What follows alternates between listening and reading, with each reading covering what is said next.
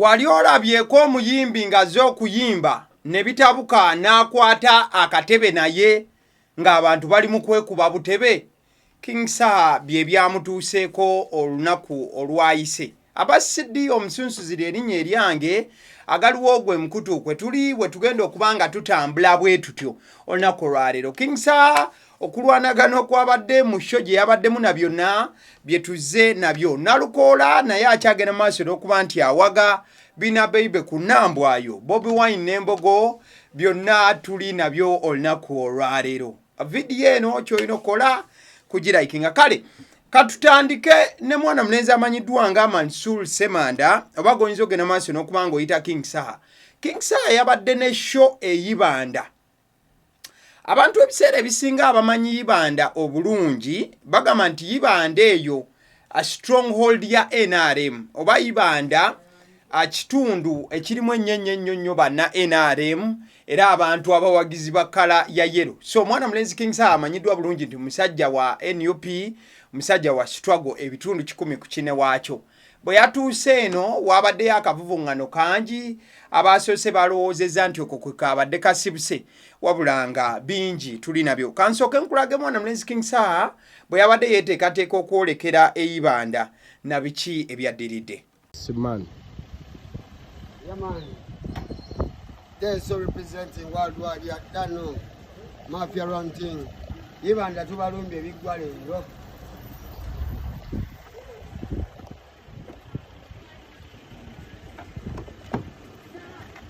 Sula back. Short time. Then we don't put it on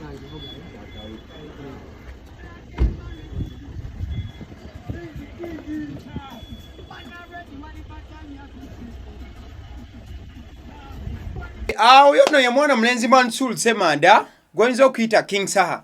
Awo yabadde yeeteekateeka okuba nti ayolekera ku show eyibanda. Mwana mulenzi King Saha ekisinga okubeera ekirungi oba ekyenjawulo yatuuse ng'obudde bukyali nnyo. Yatuuse ng'obudde buli stede nga bukyali nga kye kiseera ogenda maaso okuba nti akuba abadigizi omuziki. Sound yabadde mubi. Side eyo ekyo kiri ku record sound yabadde mulungi n'akamu. Wabula King Saha yabadde agenda maaso okuba nga ayimba ne wabaawo akavuvungano muyakidde nga naye akutta akatebe okuba nga akakasuka kubanga buli omu yabadde akutta obutebe embeera nga yakwekuba wano na wali.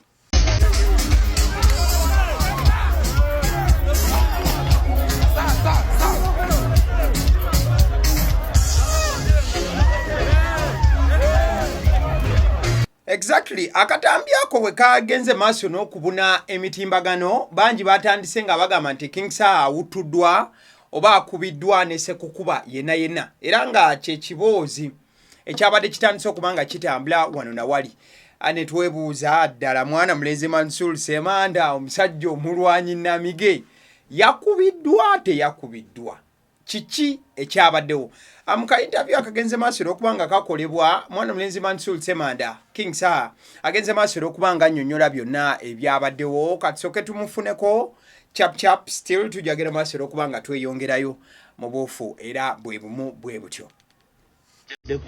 Exactly ekyabaddewo. Rume lwegamba Saha yakubiddwa. Blog zonna zobulabye mu West nga ziwandika bwezo. Mulabye bwana bwa musuuza. Mulabye kati abo basuubira muki? Saha bamukubye. Naye kati nze nkulabikira omuntu gw'osanga n'okuba nga bw'oyagadde. Era okubide ku mashanga. Amawulire ago gabadde false. Ya incidence yabadde nti twatuuse bulungi misana. Era singa tubadde tebagatuweluka bingano zera banditugobye misana tebagate muyingira mu kitundu kyaffe. Twatuuse bulungi misana bafaani baffe tebajjanga bangi mu show. Ne tubayimbira ennyimba nga nnyingiko makati awo nga nnyimba sala pressure nabawo omwami n'akola effujjo ngenda okulaba abantu bamukuba nesooka nsigala nga nnyimba ngenda okulaba nga kiri constant awo nga nina nange okuba ku byenkola ngende wali ntaase okitegedde kati incidence yonna gye walabye nga omwami oyo mujjako bannakyalo abadde bakuta obutebe mu bbanga.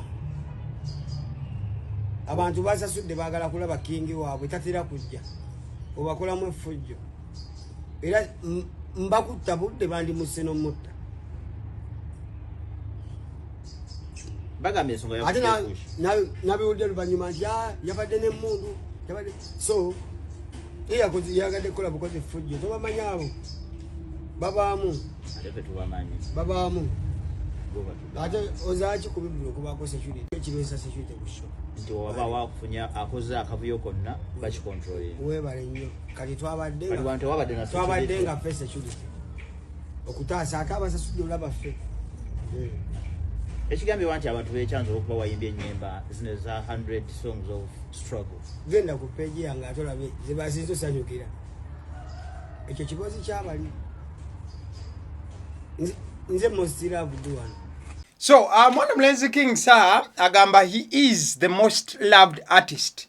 Nga bw'okiwulidde bulungi obadde bamubuuzaawo nti 100 songs of revolution zandibanga ze zaavuddeko obuzibu ekyo kyalowoozeddwa bangi olw'ensonga nti eyibanda bantu nnyo ba NRM abasinga naddala mu katundu Saha we yabadde. So kyabadde kisuubirwa nti Saha ng'atuuse okupafominga wabadde wasuubirwayo abantu abalina endowooza eyawukana ku ye okujja bagere maaso okuba nti bakyankalanya here and there. Wabula King Saha agamba teyakkiriza muntu akyankalanya ebyo bye mwawulidde nti King Saha awutuddwa, King Saha akoleddwa ki nedda.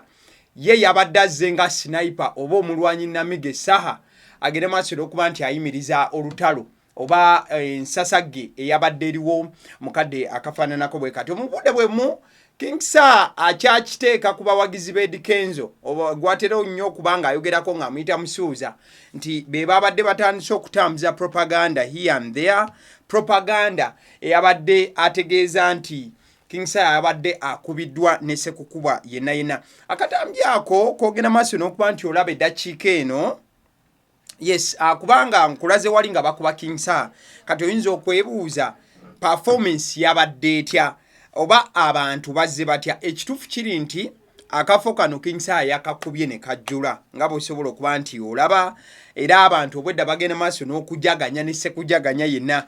Kuna muntu njiwa muntu oyo yabadde azze nga bw'olaba awo mbwe mwavudde eggayo omu yayagadde okukyankalanya bano ne bamugamba nti sebo tojja kukyankalanya. Gye byakkidde abantu ne batandika okwewuttula nga beekuba obutebe n'ebiringa ebyo. Wakati mu kwagala okuba nti nno bakyankalanya Saha yalabye kisuse kwe kukka mu bantu abo b'olaba n'agamba tewali agenda kubanga akyankalanya mwagala temwagala. If you look at King Saha ng'ali ku stage essaati gy'ayambadde King Saha gy'ayambadde. King Saha yavudde Kampala ng'ayambadde essaati maaso ng'eriko ebigambo ebigamba nti n'embwa zaabwe zoogera.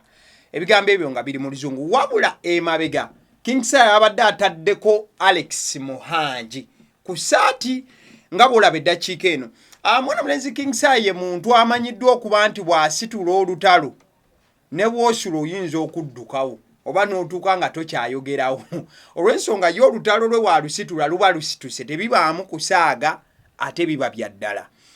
Bw'oba ojjukira emabega wali King Saha oyo we yali alumbagana nnyo Bebe Cool era alina amasaati ge yafulumyanga awooza akayo biki n'ebiringa ebyo. Then juzi King Saha yabadde agenda maaso n'okulaga obuwagizi bwe eri Nalukoola. King Saha yakubisa amasaati ng'ataddeko nti Nalukoola mu maaso era abaana abawagira Nalukoola ne batandika okubanga amasaati ago baga embracing era ne batandika okugambala. Kati King Saha omulundi guno yafulumizza essaati nga ziriko Alex Muhangi emabega. Then the question would be, lwaki King Saha yafulumizza amasaati agaliko Alex Muhangi? Ojja kujjukira nti Bebe Cool ne Alex Muhangi balina obutategeeragana nga ne gye buvuddeko babadde mu kkooti.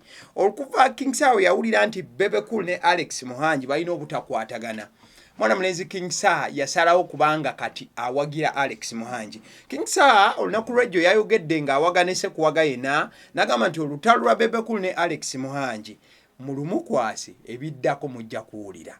Katufune mwana mulenzi oyo King Saha ng'awera ne Sekuwera yena yena.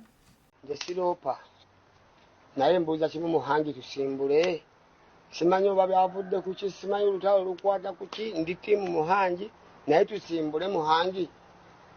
genda ku mukutugo oba ku ekiso gambe nti musimbule ebisigadde bitukwate ensonga zimina kugamba zijja mu ofisi yange atogenda mu kooti aye batwalayo mutwale anti agujeya ku withdrawing aguze eno nakawuka agufuge agulete uwo mukukolere enti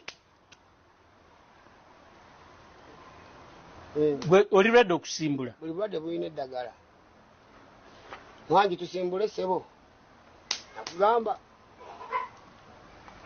tewampagira mu lutalo olwo nga tokimanyi kati wuuyo sikawuka kaali kalumye munno bagamba batya sikawuka kaali kakulumye bw'okalaba odduka ate balina kikiba olugero lugamba nti luba lulumo engero nyingi awo ezeetambulira kantu ako sekampola nga munno akola ki okaba mpola nga ewagundi bafiiriddwa engero mbadde nsaba Saha zireke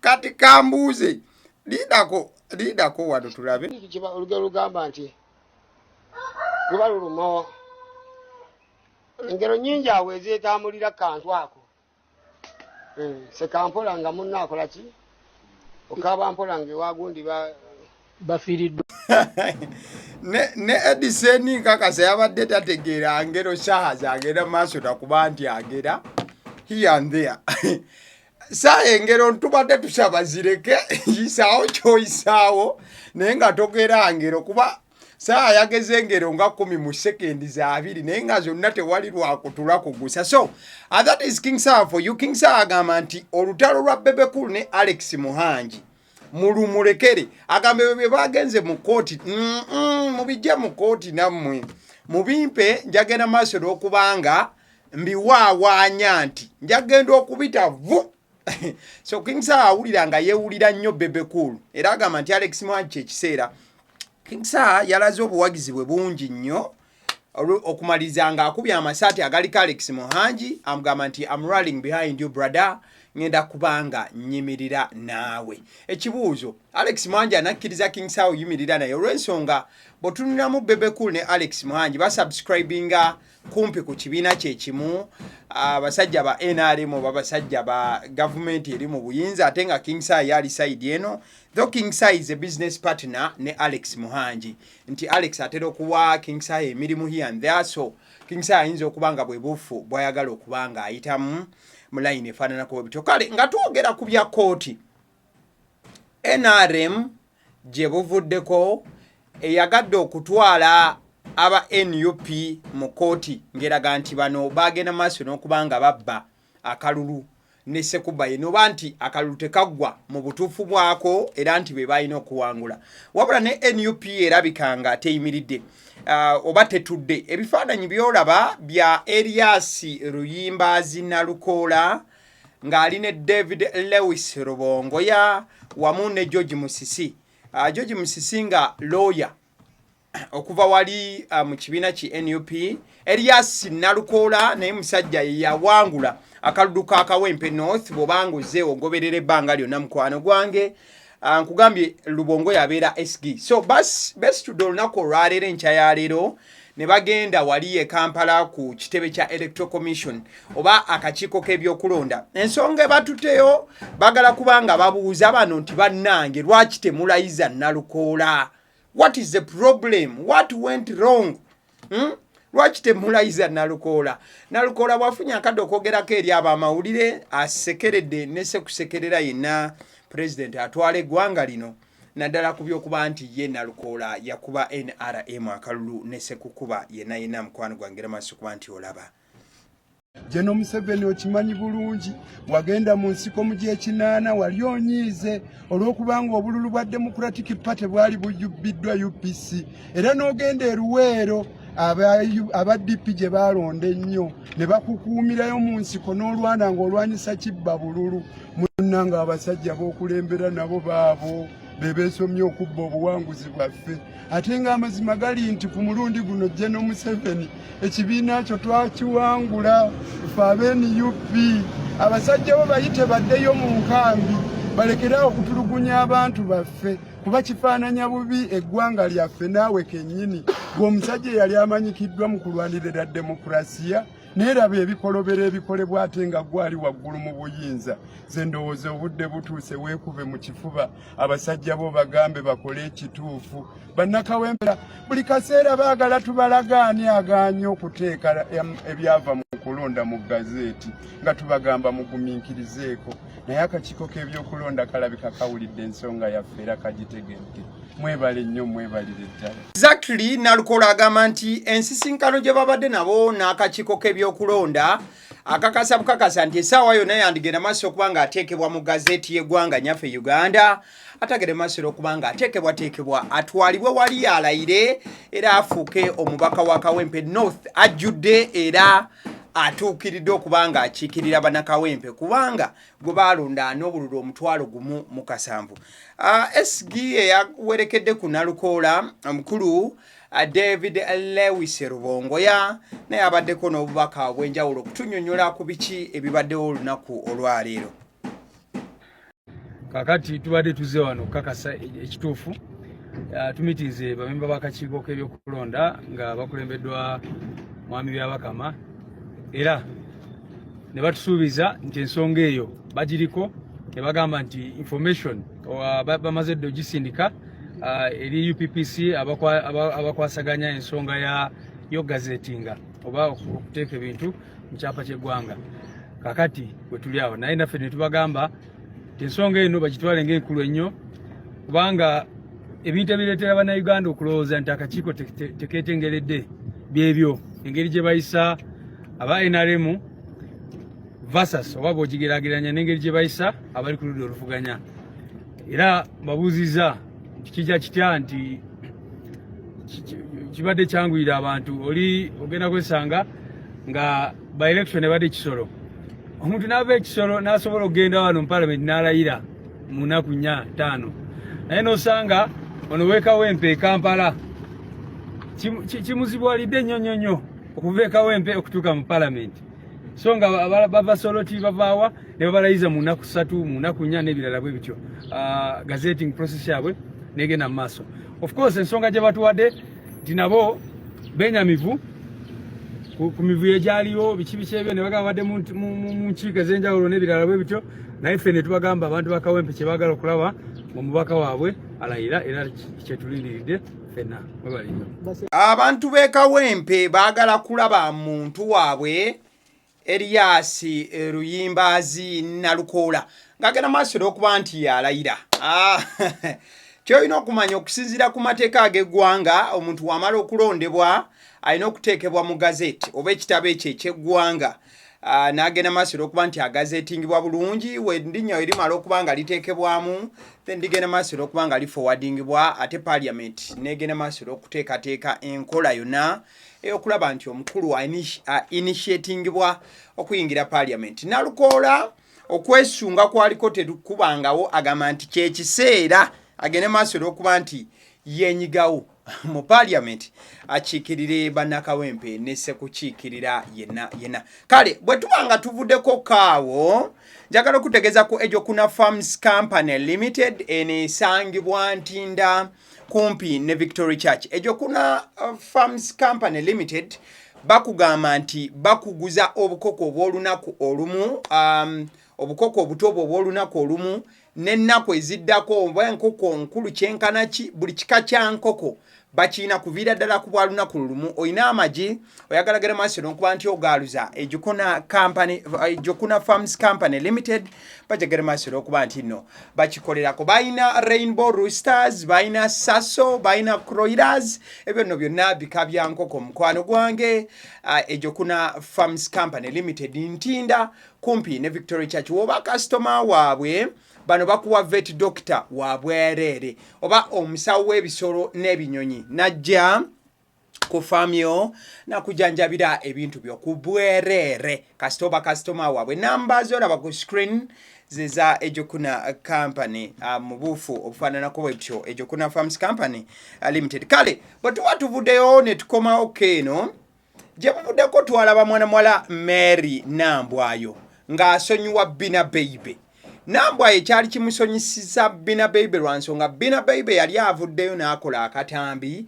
Bina Bebe ng'agamba nti nno omwana wa Ssuuna Ben ne Nambwayo omwana si wa Ssuuna Ben era nti DNA yali yeetaagibwa.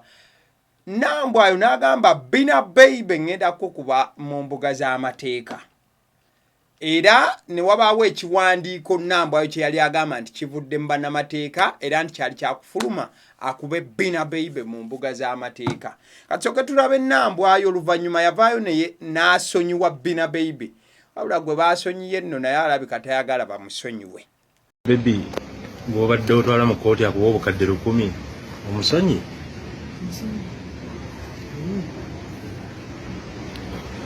Haji amusonyi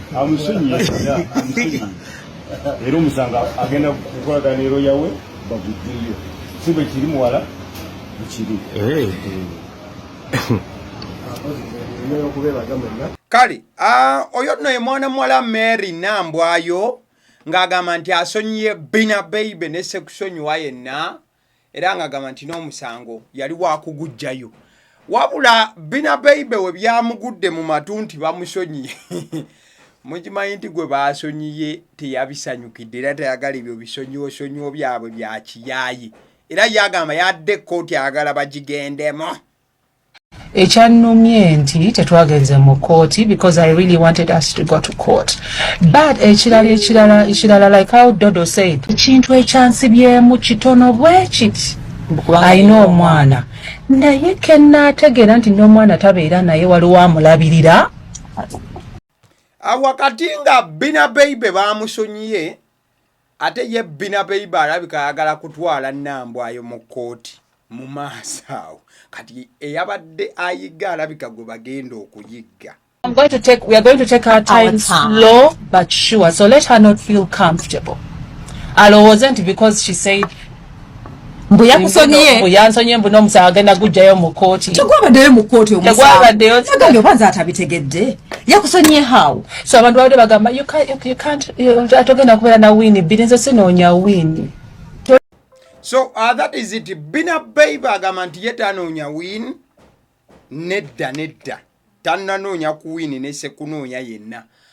Ekiriwo kigambibwa mbu omusango Nambwayo abadde teyateekayo musango gwonna mu kkooti nti yabadde alimba okusinziira ku Dodo oba Dorini Nasaasira mukwano gwa Bina Bebe. Wabula Bina Bebe yagamba tuddayo mu kkooti osaaga. Singa Bina Bebe akeera bukezi n'akizuula nti Nambwayo si yabeera n'omwana waabwe tajja kumusiba ajja mutwala mu mbuga z'amateeka. Yonna gye kinakira tetumanyi batwade tumanyi nti kati Nambwayo kavuddeyo n'agamba nti asonyiye Bina Bebe ajja kukkiriza tukirekera awo naye munnaye ye Bina Bebe agamba sijja kukireka. Kale we tuvaayo wa Bina Bebe ne Nambwayo tugenda kumaliriza ne His Excellency Bobi Wine over the weekend yatambuddeko ne famire ye naye munnaye si katono ebisolo bibali gye baalaze. Bobi Wine yabadde musanyufu nnyo okulaba ku muziro gw'ekika kye. Wano nno yabadde ne Maama Suubi ntegeeza mukyala we Babi Kyagulanyi Itungo wamu ne bebi waabwe omwana. Let's see that video. Chewagula lizalenka mbogo yange eno chewagula lizalenka mbwe masitamu chewagula lizalenka mbogo yange eno chewagula lizalenka mbogo chewagula lizalenka mbogo yange eno chewagula lizalenka ya chana cha mbogo senge alichikwatako senge sengula chana cha mbogo alichikwatako senge sengula mbogo chewagula lizalenka mbogo yange eno chewagula liza olaba lwaki zitutunizira abaganda bazo mwe namagembe